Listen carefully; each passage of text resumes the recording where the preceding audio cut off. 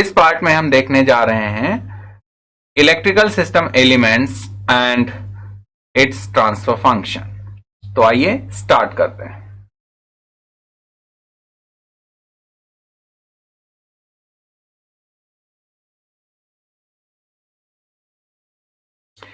Electrical system elements, देखिए आपको इस लेवल पे तो इतना पता ही है कि इलेक्ट्रिकल सिस्टम में कौन कौन से एलिमेंट्स हम बेसिकली यूज करते हैं। हम यहां पर बात करेंगे सिर्फ पैसिव एलिमेंट्स की, ठीक है। तो पैसिव एलिमेंट्स में हम यूज करते हैं रजिस्टर, कैपेसिटर एंड इंडक्टर। ये हम तीन एलिमेंट्स यूज करते हैं। रजिस्टर को R से डिनोट करते हैं, कैपेसिटर को C से डिनोट करते हैं, इंडक्टर को L से डिनोट करते हैं, ठीक है। तीनों पैसिव एलिमेंट्स हैं। कैपेसिटर का कैपेसिटेंस कितना है C, इंडक्टर का इंडक्टेंस कितना है L। और चूंकि ये दोनों टाइम डिपेंडेंट एलिमेंट हैं, टाइम के अकॉर्डिंगली इसमें चार्ज स्टोर होता है, एनर्जी स्टोर होती है, तो इसलिए इनको हम फ्रीक्वेंसी डोमेन में भी ट्रांसफॉर्म करते हैं, ठीक है।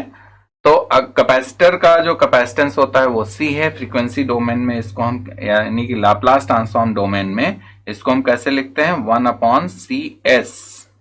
और L को फ्रीक्वेंसी डोमेन में या लाप्लास ट्रांसफॉर्म डोमेन में हम LS लिखते हैं, जबकि R एज इट इज होता है R, क्योंकि ये कुछ भी स्टोर नहीं करता, इसमें कोई भी एनर्जी, कोई भी इंफॉर्मेशन स्टोर नहीं होती। ये सिर्फ एक पावर लॉस एलिमेंट है, इसके अक्रॉस हमेशा पावर लॉस होती है, ठीक है।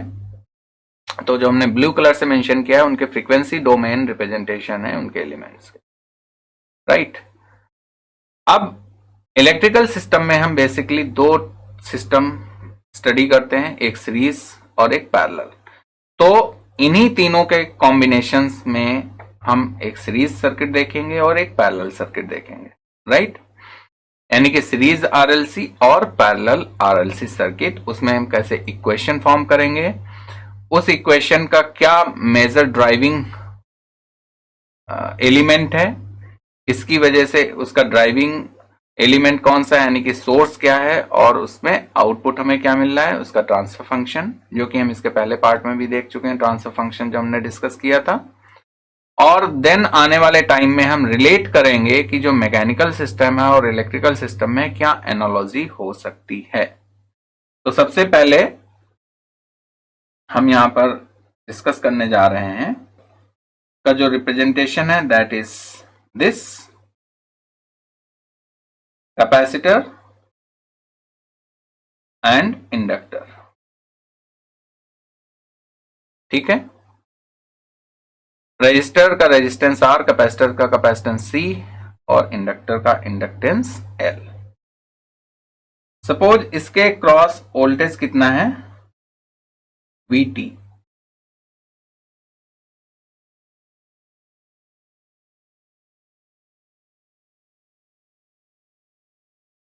हमने क्या किया, हर एक एलिमेंट के क्रॉस हमने देखा कि पोटेंशियल कितना है, सपोज VT है, और इसमें करंट कितनी फ्लो कर रही है, IT।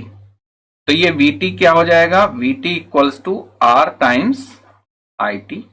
यहां पे VT क्या होगा,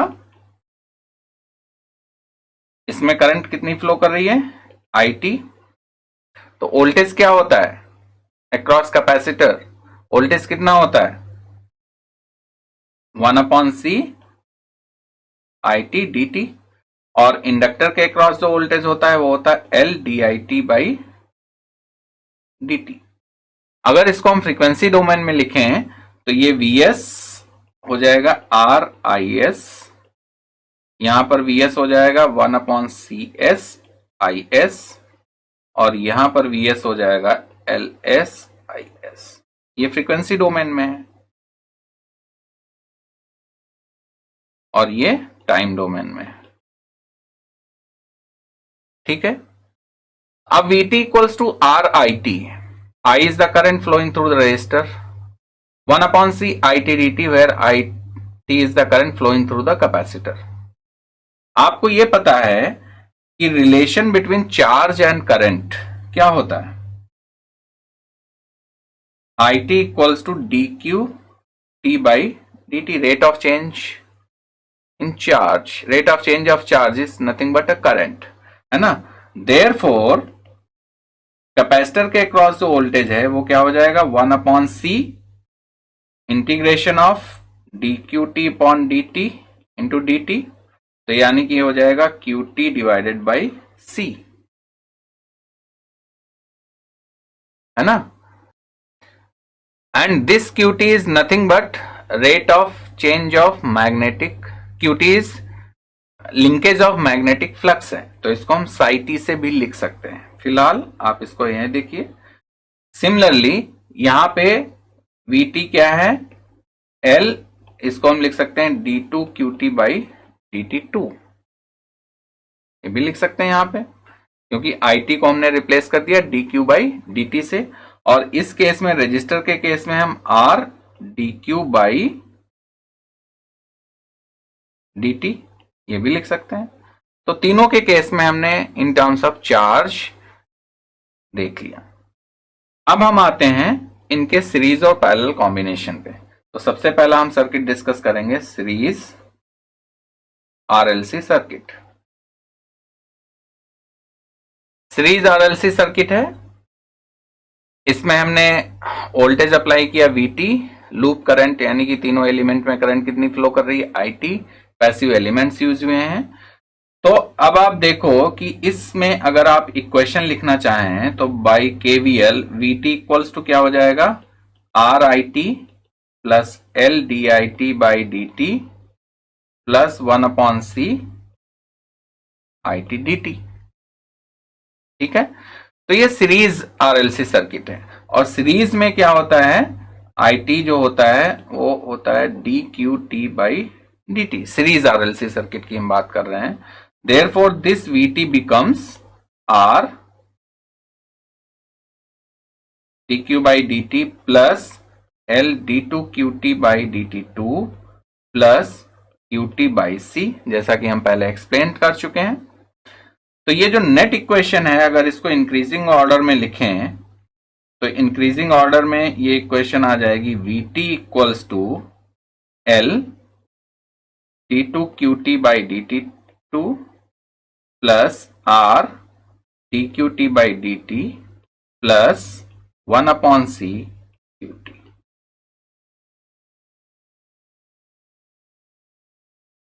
ठीक है। तो this is voltage,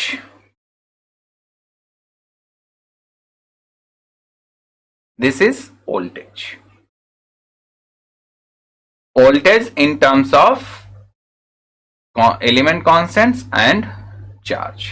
series RLC circuit हो गया। अब हम आते हैं पैरेलल RLC सर्किट पे।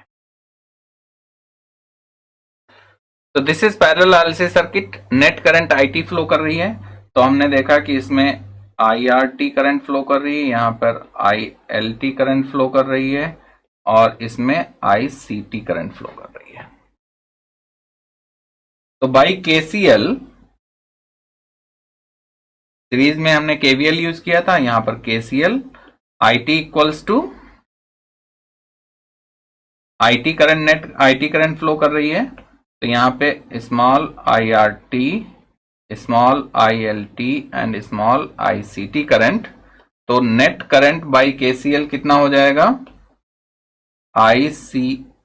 IT equals to by KCL IRT plus ILT plus ICT।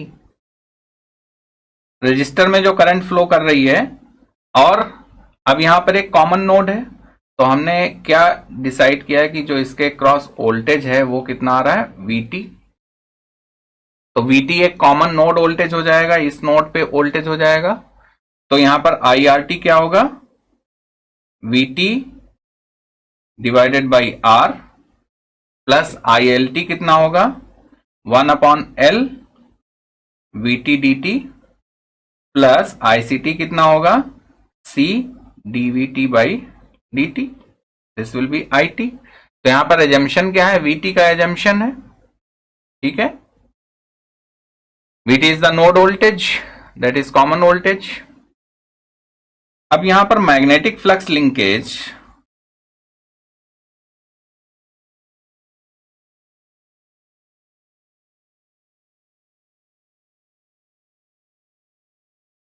जो साई से रिप्रेजेंट करते हैं वो कितना होगा? Suppose this is the magnetic flux linkage Sai, हम साई से डिनोट करते हैं, ठीक है, और ये साई भी किसका फंक्शन होगा? टी का। तो जो वोल्टेज यहां पर इंड्यूस हो रहा है वो इन terms of magnetic flux linkage होगा, और वो कितना होता है? D psi by D T, right.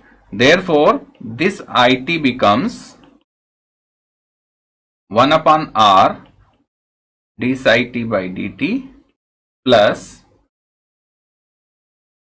psi t divided by L plus C d2 psi t by dt2। इसको इंक्रीजिंग ऑर्डर में हम लिखते हैं अगर, तो I t equals to C d2 psi t by dt2 plus 1 upon r d psi t by dt plus 1 upon L psi t। तो यहां पे जो ड्राइविंग फोर्स है वो क्या है? करंट, ठीक है। सीरीज आरएलसी में ड्राइविंग फोर्स क्या था? वोल्टेज। यहां पर ड्राइविंग फोर्स क्या है? करंट। समझ में आ गया? ये हमने किसी पर्पज से बताए हैं, आगे हम इसको मैकेनिकल सिस्टम से रिलेट करेंगे।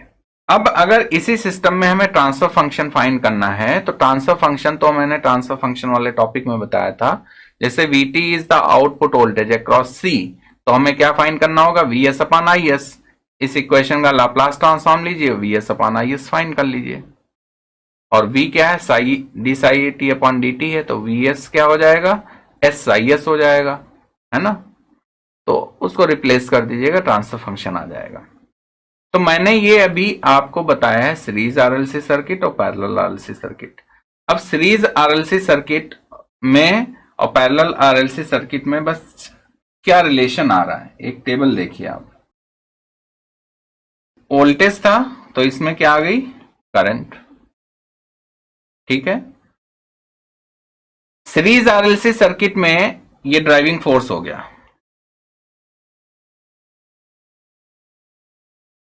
सीरीज आरएलसी सर्किट में डिस्प्लेसमेंट क्या था? किसकी वजह से यहां पे वोल्टेज मिल रहा था? डिस्प्लेसमेंट था चार्ज। जब चार्ज डिस्प्लेस हो रहा है तभी करंट बन रही है और तभी वोल्टेज डेवलप हो रहा है अक्रॉस द एलिमेंट्स। यहां पे डिस्प्लेसमेंट क्या है? फ्लक्स।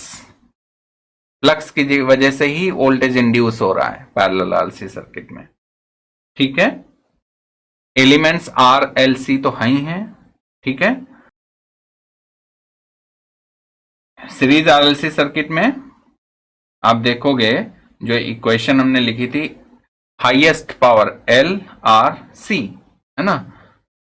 तो और इसमें 1 अपॉन सी आया था सीरीज में, तो सीरीज में आया था एल आर 1 अपॉन सी। पैरेलल में आ रहा है, जहां पर L है वहां पर C आ रहा है, जहां पर R है वहां पे 1 अपॉन R आ रहा है, जहां 1 अपॉन C वहां पे 1 अपॉन L आ रहा है।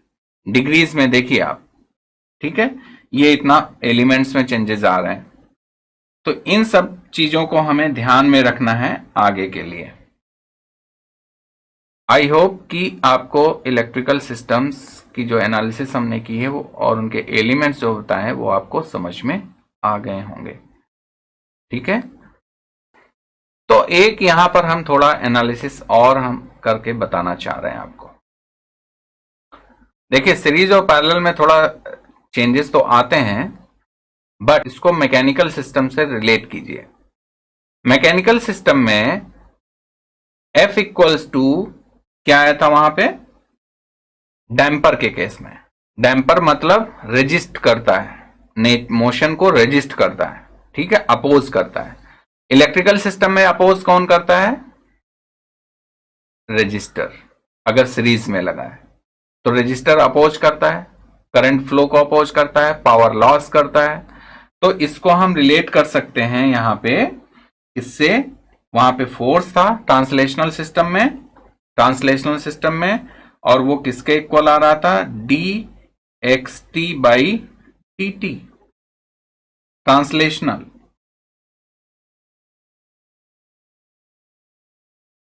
तो ट्रांसलेशनल में ft था b/dxt, यानी कि b किसके इक्वल हो गया, r के इक्वल। फोर्स किसके इक्वल हो गया, वेलोसिटी के इक्वल। ठीक है। अब यहां पर आगे आते हैं कैपेसिटर। कैपेसिटर क्या करता है, एनर्जी स्टोर करता है, एनर्जी स्टोर करता है। ट्रांसलेशनल सिस्टम में पोटेंशियल एनर्जी कौन स्टोर करता था, स्प्रिंग, स्प्रिंग स्टोर करता था। तो यहां पे ट्रांसलेशनल में अगर हम बात करें तो ट्रांसलेशनल सिस्टम में ये किसके इक्वल हो गया, स्प्रिंग के। और वहां पर स्प्रिंग क्या था, कांस्टेंट के एक्स टी। तो के किसके इक्वल हो गया, 1/c, अगर एनालॉजी देखें, और एक्स टी क्यू टी। वहां पर डिस्प्लेसमेंट एक्स टी, यहां पर डिस्प्लेसमेंट क्यू टी। वहां पे फोर्स था एफ टी, यहां पे ड्राइविंग फोर्स क्या है, वी टी। सिमिलरली अगर वहां पर बॉडी मास था और उस पर हम फोर्स अप्लाई करते थे तो वो क्या था, M D two X T by D two. तो ट्रांसलेशनल में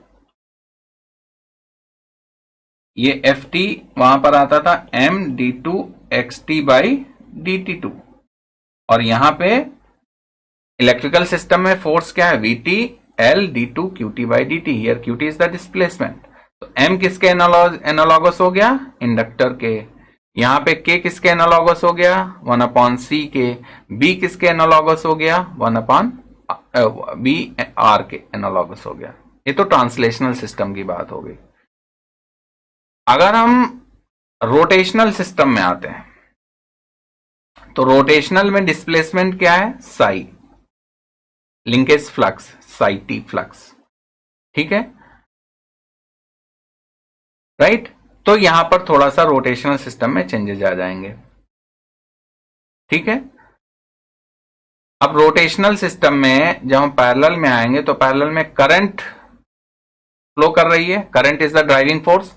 तो हम सब कुछ यहां पर एनालाइज करेंगे करंट के फॉर्म में। ठीक है। तो यहां पर आई टी क्या हो जाएगा, 1/r वी टी।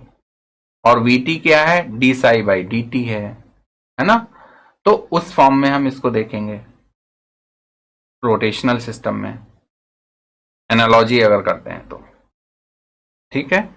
तो जैसे हमने ट्रांसलेशनल का किया वैसे रोटेशनल का आने वाले टाइम में अभी हम वो चीज देखेंगे। चलो उसको डिस्कस कर लेते हैं। अगर हमारे पास रजिस्टर है तो रजिस्टर में कितनी करंट फ्लो कर रही है, आई टी। और इस करंट फ्लो की वजह से यहां पर ड्रॉप कितना हो रहा है, वी टी। तो यहां पर current I T equals to क्या हो जाएगा,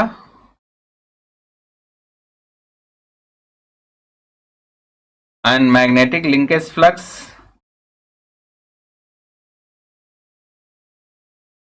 तो अगर हम रोटेशनल सिस्टम में जाएं तो रोटेशनल सिस्टम में टॉर्क होता है। और टॉर्क यहां पर रजिस्टर कैसा यूज होता है, डैम्पर की तरह, है ना। तो वहां पर डैम्पर क्या था, बी। तो ये हो जाता है D theta by D T. तो अगर इन दोनों में एनालॉजी देखें तो डैम्पर बी किसके इक्वल हो जाएगा, 1/r। डिस्प्लेसमेंट थीटा टी है तो वहां पर डिस्प्लेसमेंट इलेक्ट्रिकल में साई टी हो जाएगा। टॉर्क यहां पर फोर्स है तो वहां पर ड्राइविंग फोर्स क्या है, करंट है। सिमिलरली अगर हम इंडक्टर में जाते हैं या फिर कैपेसिटर, उसी ऑर्डर में चलते हैं। तो कैपेसिटर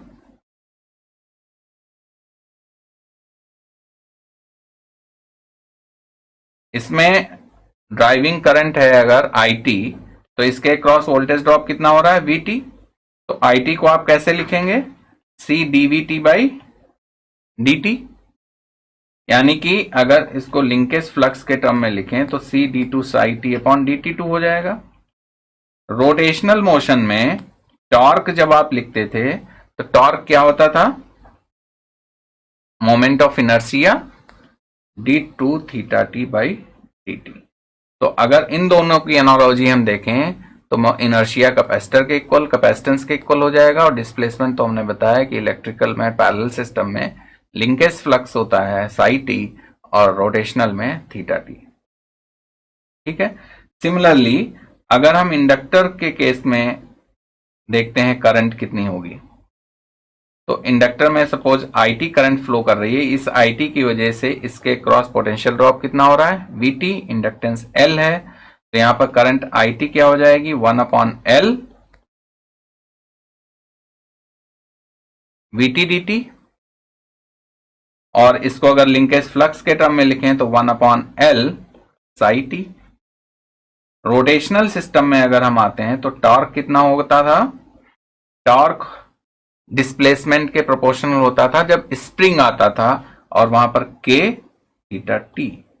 तो आप देखो कि रोटेशनल सिस्टम में इंडक्टर जहां यूज होगा, आप मैकेनिकल में समझेंगे कि वो स्प्रिंग यूज हो रही है, और स्प्रिंग कांस्टेंट इलेक्ट्रिकल में किसके एनालॉगस हो जाएगा, 1/इंडक्टेंस। ठीक है। तो आने वाले टाइम उसमें लेक्चर में हम इसके एनालॉजीज एक टेबल ड्रॉ करेंगे और फिर कुछ इक्वेशंस लिखेंगे। तो आई होप कि आपको अच्छे से समझ में आ गया होगा। तो बच्चों अभी हमने यहां पर इलेक्ट्रिकल सिस्टम एलिमेंट्स और उसका ट्रांसफर फंक्शन कैसे डिस्कस करते हैं, फाइंड आउट करते हैं, वो हमने डिस्कस किया है यहाँ पे। तो यहाँ पर हमने अपना लर्निंग आउटकम 2 कंप्लीट कर लिया है। आई होप कि आपको अच्छे से समझ में आ गया होगा। आइए अब हम आपका नॉलेज चेक करते हैं।